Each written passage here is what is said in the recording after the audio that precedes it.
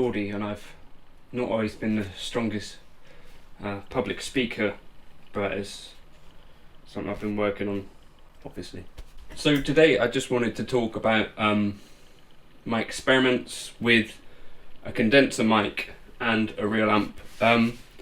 As it happens, this happens to be my first kind of real tube amp, Mesa Boogie Nomad 45. On a forum yesterday I read that channel 3 is completely useless, so I decided to use channel 3 today. So like you, possibly, when I go to mic a guitar amp, when I go and listen back to the results, often not really similar to what I hear in the room. I guess that's down to a number of factors. So one is, does the guitar amp actually sound like how you want it to sound? So I just wanted to cover some of the basics that I think will probably be kind of obvious to some people, but it's explaining to myself as well what kind of matters when you're thinking about recording a guitar amp. So the first thing to say is we're quite often used to sitting kind of, or standing quite far above a guitar amp, and the speaker sort of generally shoots towards our leg, potentially from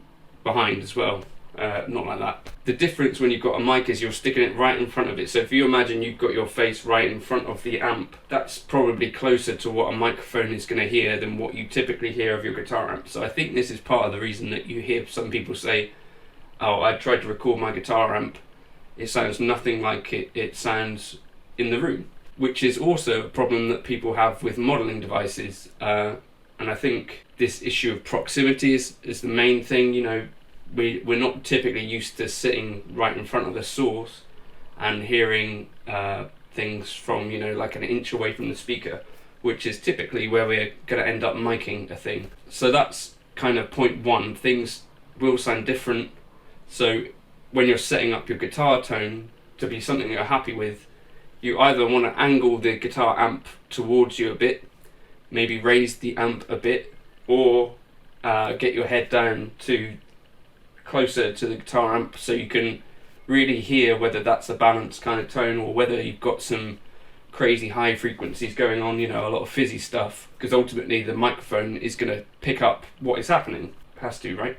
The next thing to consider, probably like me, you don't have a choice of loads and loads of mics, but I think probably most of what I discover in this video is going to be pretty universal for most mics.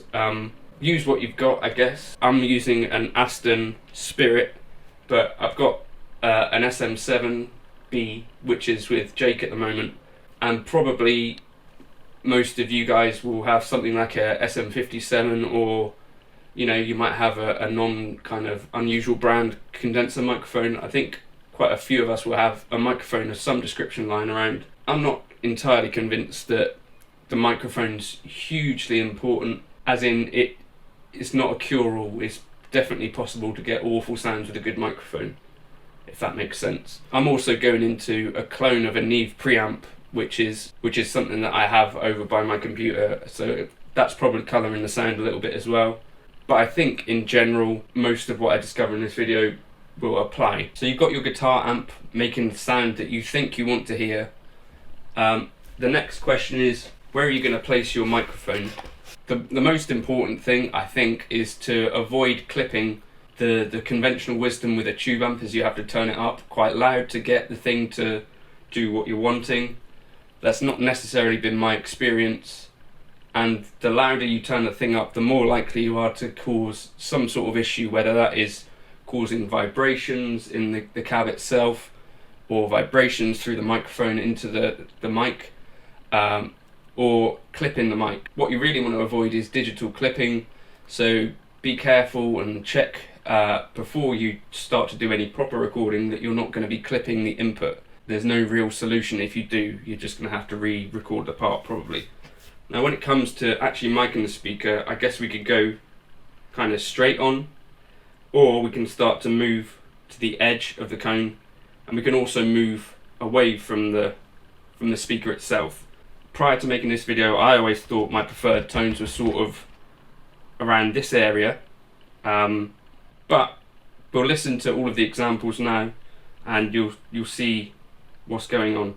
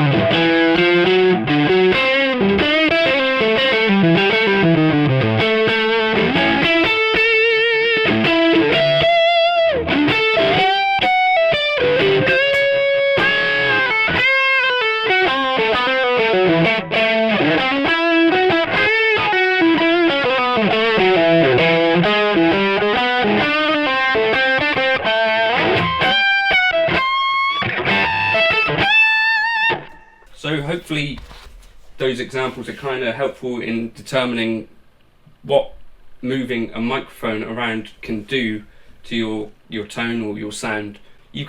With your guitar, you've got loads of stages of EQ essentially. So on your amp you've got bass, mid and treble, that's an EQ. Your speaker is an EQ curve. It's going to roll off some bass, it's going to roll off some highs, and it's going to accentuate some frequencies as well. And that's why, people change out guitar speakers, and that can make a really big difference to a sound. And then I like to think of your microphone and your placement of the microphone also as another EQ stage. And so that was why in the past I think aiming around here was my aim, to try and kind of mitigate some of that harshness that can happen when you mic a guitar amp. Now I don't know if you noticed, but in this video, as I got away from the center of the speaker, and as I moved away from the speaker, things to me just sounded a little bit harsher, which is not exactly what I was expecting. And there was kind of less bass, I think. So my preferred option with this mic was just to put it around about the center, maybe not fully in front of the cone, but sort of on the edge of the dust cover. And that seemed to work quite well. I'm not being entirely scientifically crazy about getting it exactly in the right spot, but definitely what I was finding was that moving away from the center of the cone was doing other things to the EQ of the overall tone that I thought were kind of colouring the sound a bit more than if I just left it central. I don't know if you agree with that, or whether there was other sounds there that you preferred. Feel free to leave those in the comments if you've got other techniques and stuff or preferred options. But certainly with this mic, which is a fairly flat response across the spectrum, I quite liked the way that it was sounding pretty central to the cone. Now if I was doing this with an SM57, I might find that's a bit different, because it's got a spike around 6K, which is basically where you find some harsh kind of presence-y frequencies. So if you're using an SM57, you might get better results being slightly further away from the cone. But this is something to experiment with. If you're trying to record your amp, probably before you set off recording, it might be worth just doing this same kind of experiment that I've done in this video. Move the mic around different positions, maybe one quite central, maybe one kind of pointed, kind of 45 degrees at the edge of the speaker, not quite the edge, but inside of that cone towards the edge, maybe one kind of on axis at the edge. And maybe experiment with distance and pick out before you start recording which one of those sounds best to your ears. So it might mean you do 3 or 6 quick little recordings, and you come back to the computer and you get them all balanced so they're at the same level, and you go, right, okay, well for this tone actually I prefer this mic position, and then you go into your actual recording session knowing how you're going to set up the mic and how you're going to position that mic so that it's consistent, but also so that it's going to be something that you are happy with when it comes to the tone of the thing later on. Obviously, once you've actually recorded the tone, personally I don't generally use EQ on any of the things that you hear me doing, except for mastering EQ, because I'm trying to represent how the thing actually sounds, whether it's a pedal or an amp or a speaker sim or an 8-check stomp patch. So I'm trying to keep things as they sound, as they would sound in a mix. All I'm doing is putting on a mastering EQ, which is basically a compressor and limiting stuff.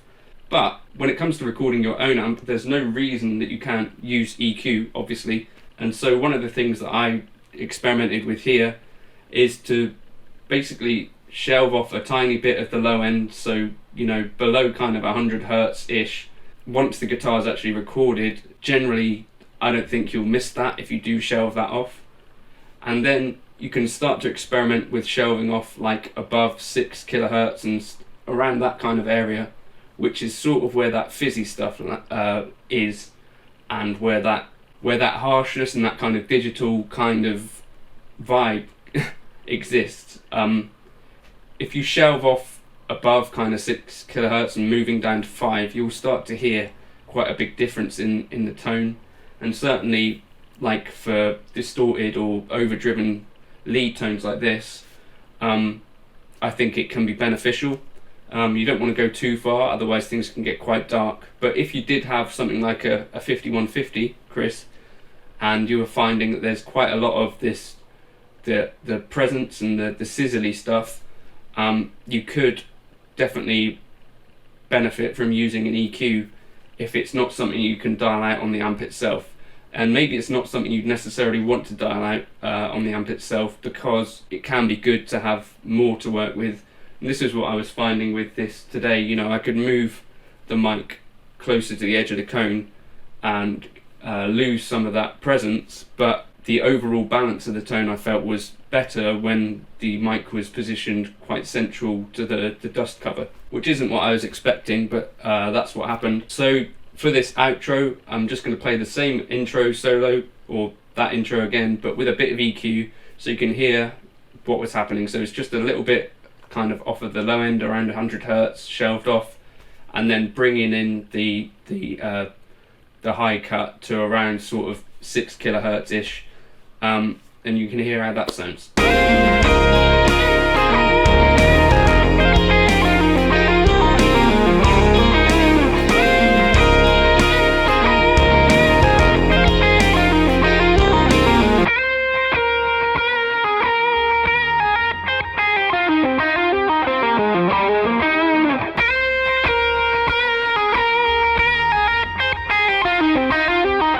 So, hopefully this is somewhat interesting. If you're like me and you've had kind of mixed results micing an amp, this was quite useful for me to do. I found that I've kind of learnt a little bit, even though it's not really taken me long. Just experiment with your mics before you do the actual recording, and then I think you'll sort of have like a baseline which you know kind of works for your amp and your mic for the next time you have to record. So if this was useful, if you could like and subscribe if you haven't already. I think I'm going to do some more stuff on this kind of area as I can, you know, organically find more stuff that's useful. But hopefully you got something out of this. If you wanted to support me with a one-off Buy Me a Coffee donation, there's a Buy Me a Coffee link. That helps me to know that people are getting stuff out of the channel. But only do that if you can afford it and if you really found something useful. Thank you for watching. Cheers.